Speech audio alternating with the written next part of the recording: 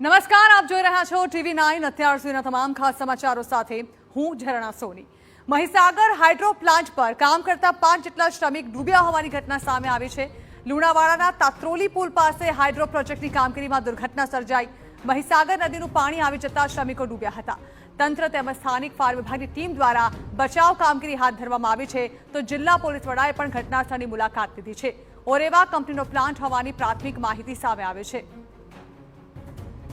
તો શ્રમિકનો આક્ષેપ છે કે કડાણા ડેમમાંથી પાણી છોડવામાં આવ્યું તેની જાણ કરવામાં નહોતી આવી। અંદર મશીન રિપેરિંગની કામગીરી ચાલી રહી હતી અને 15 શ્રમિકો કામગીરી કરી રહ્યા હતા। 10 શ્રમિક તાત્કાલિક બહાર આવી ગયા અને 5 લોકો ડૂબી ગયા અને ત્યાં હાજર પ્લાન્ટના અધિકારીઓ પણ ભાગી ગયા હોવાનો દાવો કરાઈ રહ્યો છે।